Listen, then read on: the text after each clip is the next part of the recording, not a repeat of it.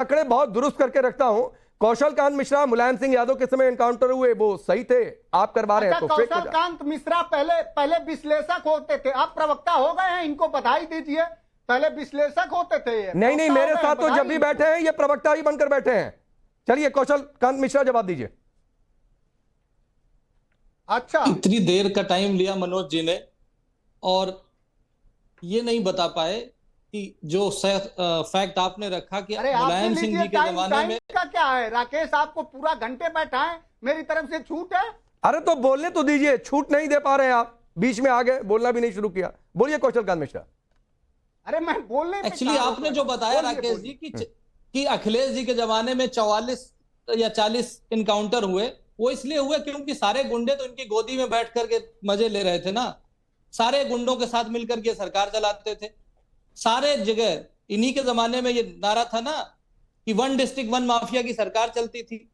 जिस तरीके से आप देखिए, अगर समाजवादी पार्टी के गर्भ में जाकर के हम देखें तो क्या देखेंगे कि ददुआ था, ददुआ के परिवार वालों को मेंबर ऑफ पार्लियामेंट बनाना, उनको एमएलए बना करके सत्ता में ले आना, जिस तरीके से अपहरण का पूरी तरह से राजनीतिकरण करके अवैध वसूली करना प्रदेश की जनता से, ये सब समाजवादी पार्टी का कृत रहा है। ये समाजवादी पार्टी का कृत रहा है कि पुलिस वालों को, पुलिस कहना ये अखिलेश जी का ही वक्तव्य था, पुलिस वालों को नीचा दिखाना। इनके अपने नेता कहते थे मैं डीएम एसपी से जूते साफ कराऊंगा, ये इनके अपने नेता कहते थे। ये हमेशा पुलिस व्यवस्था पे सवाल उठाते हैं। जब किसी नॉर्मल आदमी की हत्या होती है तो कभी समाजवादी पार्टी को कोई कष्ट नहीं होता, कभी उन्होंने उसके लिए कोई आवाज नहीं उठाई। लेकिन जब भी अपराधियों की हत्या होती है तो समाजवादी पार्टी के पेट में दर्द होता है। क्यों दर्द होता है? क्योंकि इन्हीं के लिए मायावती जी कहती थी चढ़ गुंडों की छाती पर मोहर लगेगी आदि पर, और वहीं दूसरी पार्टी कहती थी कि जिस गाड़ी में लगाओ समाजवादी पार्टी का झंडा उसमें बैठा गुंडा। इस तरह की इमेज वाली समाजवादी पार्टी और ऐसे गुंडों को अपने साथ में रखने वाली समाजवादी पार्टी, जब गुंडों का इनकाउंटर होगा, उनको सजा मिलेगी तो उनको दर्द होगा। ये भावना हम समझ सकते हैं, उनका कष्ट हम समझ सकते हैं। पहले इनके गुंडे बुलडोजर चलाते थे गरीब जनता के घरों पर और उनके ऊपर अवैध कब्जा किया जा रहा है।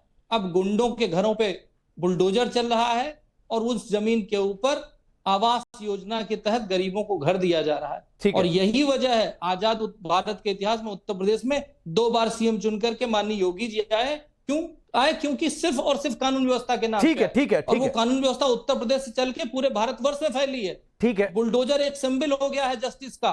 ठीक है। सुजाता पांडे, ये एनकाउंटर की बौखलाहट है, उपचुनाव की बेसब्री है, क्या है कि योगी प्रधानी लायक नहीं है? जिन योगी मॉडल की गूंज अलग अलग स्टेट में है, यहां के हिमाचल भी उनके स्टेट पर, उनके नक्शे कदम पर चलने लगा, तो क्या तो प्रधानी लायक नहीं है?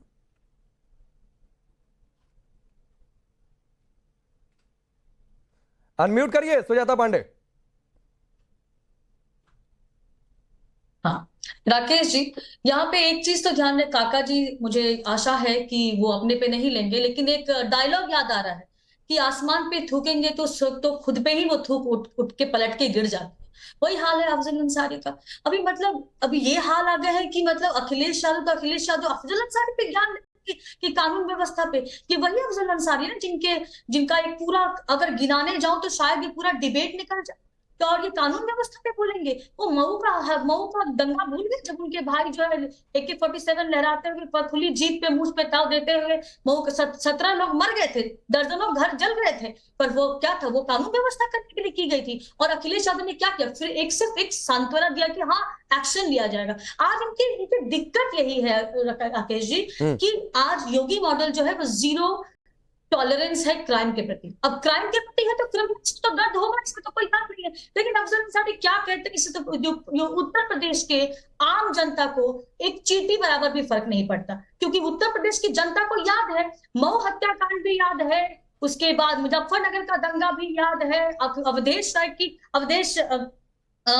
अवधेश राय की का हत्याकांड भी याद है, कृष्णानंद राय के हत्या 500 गोली मार के हत्याकांड भी याद है, जो एक अपहरण का जो धंधा चल रहा था वो भी याद है, सरकारी जमीनों को जो जिस तरह से हथिया लिया जाता वो भी याद है, नौकरियों की नीलामी होती थी वो भी याद है, चाचा भतीजे किस तरह से फिरौती करते थे वो भी याद है। तो सब कुछ उत्तर प्रदेश को याद है, उत्तर प्रदेश को पता एक है जवाब ले कि लेता हूं, योगी के मनोज राज्य काका में बोलिए। उत्तम प्रदेश बना है और वो योगी सरकार को इसीलिए जनता ने दोबारा चुन के दिया है और यही योगी ठीक मॉडल है, है। 17 के बाद 22 में रिपीट हुआ तो ये लॉ एंड ऑर्डर का बड़ा मुद्दा था जिसमें आप लोग फेल हुए और उसी के दम पर सरकार चली गई थी।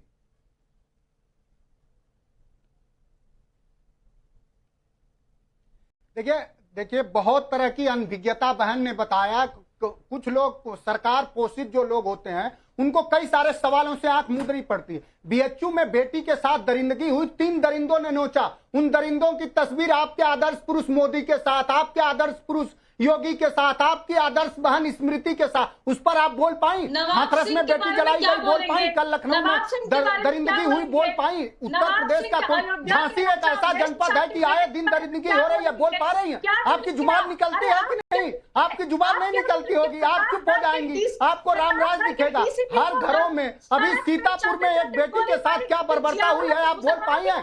योगी आदित्यनाथ में क्राइम का रिपोर्ट पढ़ना बंद कर दी है क्या? क्राइम की रिपोर्ट पढ़ना योगी आदित्यनाथ की सरकार में, चूंकि जो आपको पारितोषिक आता होगा वो आना बंद हो जाएगा, तो इसलिए वो रिपोर्ट आप बेचारी नहीं पढ़ पाएंगी। आप उत्तर प्रदेश में अपराधों एनसीआरबी के आंकड़े हैं, कम से कम उसको पढ़ना चाहिए। आप थोड़ा समय आंकड़े पढ़ के आइए तो अच्छा लगेगा। आप बिना बताइए हमीरपुर में बेटी के साथ क्या हुआ, हमीरपुर में बेटियों के साथ क्या हुआ, कानपुर में बेटी के साथ क्या हुआ, आपको तो कुछ याद होगा नहीं। क्यों याद रहेगा? क्यों याद रहेगा? क्योंकि आप ही जैसे लोग राम रहीम के और आसाराम के पूजक हैं, इसलिए उन लोगों को अपराधी बलात्कारी नहीं दिखते। उनको सिर्फ ये दिखता है कि पूर्ववर्ती सरकारों पे सारा आरोप लगा दो, योगी आदित्यनाथ को चमकाते रहिए। आपको योगी आदित्यनाथ के एक मिनट, सुजाता पांडे की आवाज बहुत साफ नहीं आ रही है, बहुत साफ नहीं आ रही है, शायद नेटवर्क की दिक्कत है। लेकिन मनोज काका जी, सुजाता लगातार एक सवाल पूछ रही हैं, आप बनारस का गिना रहे हैं, बहुत अच्छी बात है, गिनाना भी चाहिए, लेकिन अयोध्या में आप चुप हो जाते हैं, कन्नौज में चुप हो जाते हैं, बाकी जगहों पर चुप हो जाते हैं जहां आपकी पार्टी से अपराधियों का संबंध होता है। तो ये मेरी पार्टी का अपराधी, वो उनकी पार्टी का अपराधी? बिल्कुल नहीं, बिल्कुल राकेश, सवाल आपने वाजिब करा, रुकिए। नहीं, बिल्कुल नहीं, बिल्कुल नहीं। हम अयोध्या की हर बेटी के साथ खड़े। अभी अयोध्या में एक बलात्कार हुआ है, भारतीय जनता पार्टी का उसमें नेता रहा है, उस बेटी ने आके राष्ट्रीय अध्यक्ष जी से मुलाकात करी, उसको न्याय दिलाइए। उससे पहले भी जिस बेटी के साथ बर्बरता हुई उसको भी न्याय दिलाइए। समाजवादी पार्टी तो 4 नहीं, तो मनोज काका जी ये कैसा न्याय है? मनोज काका जी ये कैसा न्याय है कि बेटी मिलती है, आपकी पार्टी के अध्यक्ष भरोसा भी देते हैं, लेकिन उस मोहित खान को बड़े शानो शौकत के साथ अपनी पार्टी में बरकरार रखते हैं, सस्पेंड भी नहीं कर पाते हैं, ये कैसा न्याय हो जाता है?